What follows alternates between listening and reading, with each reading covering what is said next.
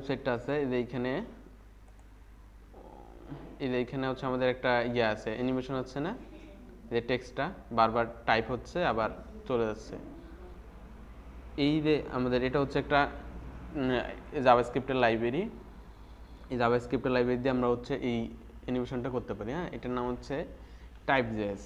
হ্যাঁ, যেমন পিছনে যেটা হচ্ছে আমাদের জাভার এই যে ঘুরতেছে, হ্যাঁ, এটা হচ্ছে পার্টিকেল জেএস নামে একটা ফ্রেমওয়ার্ক আছে, সেটি আমাদের জাভাস্ক্রিপ্টের একটা লাইব্রেরি আছে, সেটা দিয়ে করা।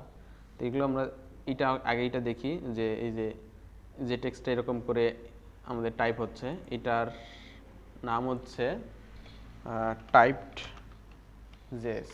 হ্যাঁ, এই যে আমরা গুগলে সার্চ করি তাহলে যে প্রথম ওয়েবসাইটটা আসবে গিটহাবে টাইপ জেএস এর। এটা যদি আমরা আসি তাহলে এটা কীভাবে ইউজ করতে হবে সেটা এখানে বলে দেওয়া আছে। হ্যাঁ, তো প্রথমে এই যে সিডিএন ফাইলটা হচ্ছে অ্যাড করে নিতে হবে, তারপর হচ্ছে কীভাবে অ্যাড করতে হবে, টেক্সট অ্যাড করতে হবে সেটাই বলে দিছে। যে স্প্যান একটা এলিমেন্ট নামে একটা আইডি থাকবে, সেটার মধ্যে আমরা কি অ্যাড করে দেবো সেটাই যে এখান থেকে স্ক্রিপ্ট ট্যাগের মধ্যে বলে দিতে হবে। তাহলে প্রথমে আমরা কি করব, এই যে সিডিএন পাথটা এটা অ্যাড করে দেবো। তাহলে এটা কপি করলাম, কপি করে আমাদের প্রজেক্টে যদি এসে আমরা হচ্ছে সিডিএনটা হচ্ছে এখানে বলে দেই, এই সিডিএনটা অ্যাড করে দিলাম। হ্যাঁ, অ্যাড করে দেওয়ার পর আমরা হচ্ছে সবার উপরে একটা কন্টেইনার নামে একটা ডিভ নেই।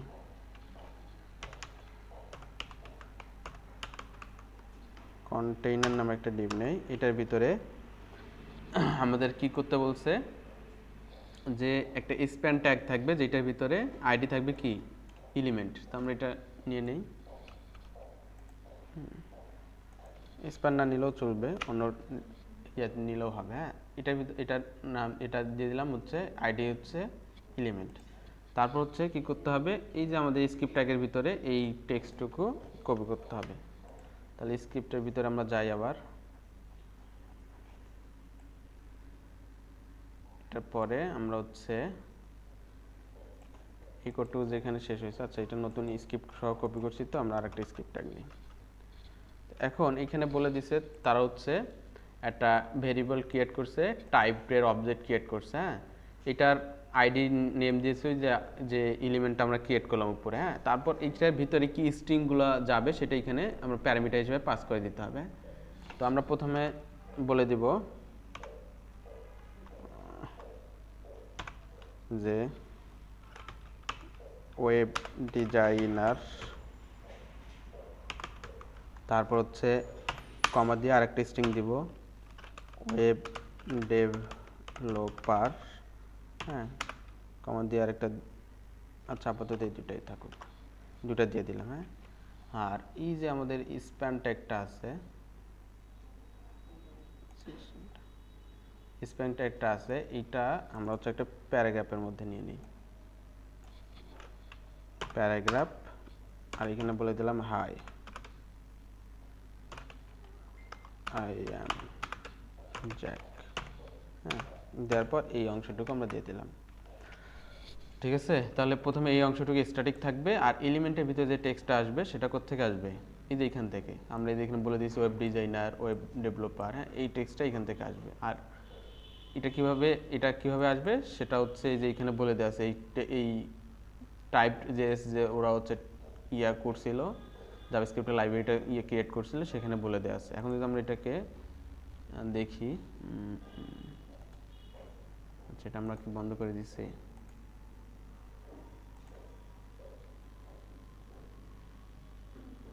এই দেখা যাচ্ছে এই অংশটুকু স্ট্যাটিক। তারপর হচ্ছে আচ্ছা একবার হয়ে আর হচ্ছে না, তাহলে আমাদের কি করতে হবে, এটাতে অটো প্লে ফিচারটা অন করে দিতে হবে।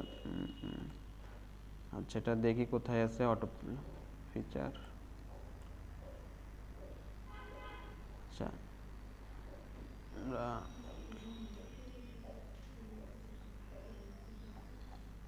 এইখানে ফুল ডকুমেন্টেশনে যাই, ফুল ডকুমেন্টেশন,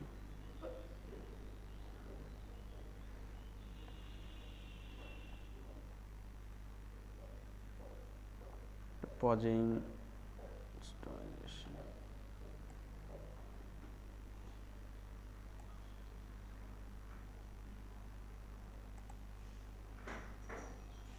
আচ্ছা, যে এখানে বলে দেওয়া আছে, হ্যাঁ, যে এখানে বলছে কীভাবে টাইপ স্পিড, ব্যাক স্পিড,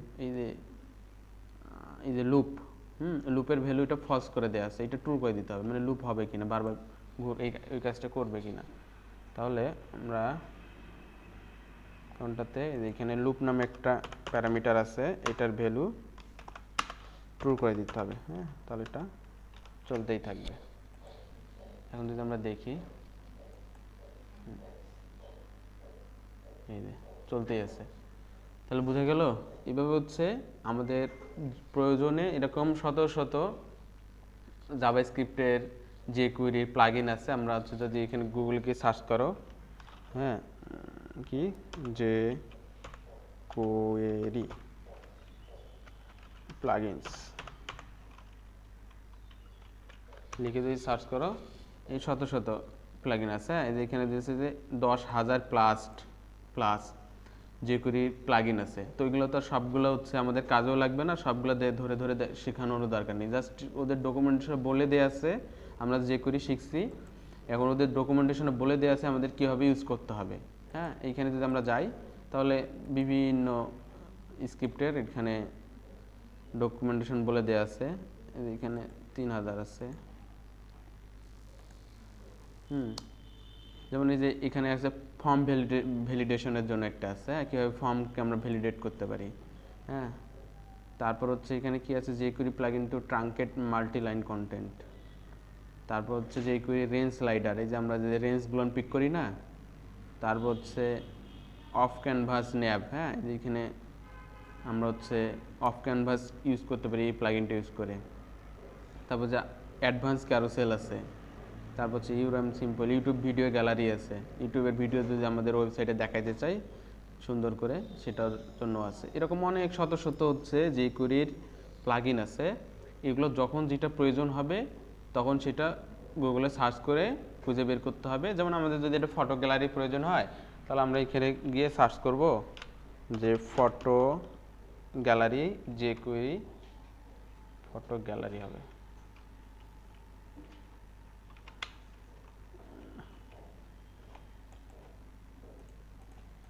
এখানে আমরা সার্চ করব হচ্ছে ফটো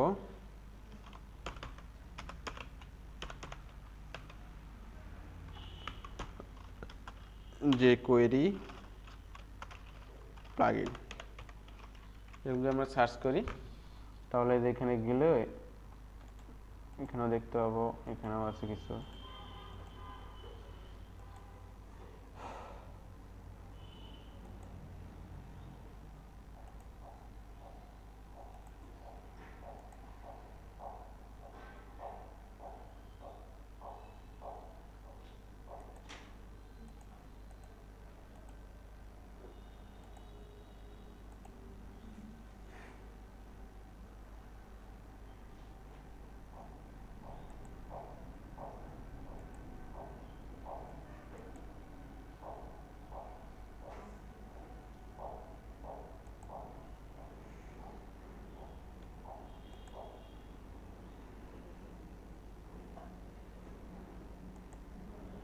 আচ্ছা, যেখানে আমাদের আসছে কিছু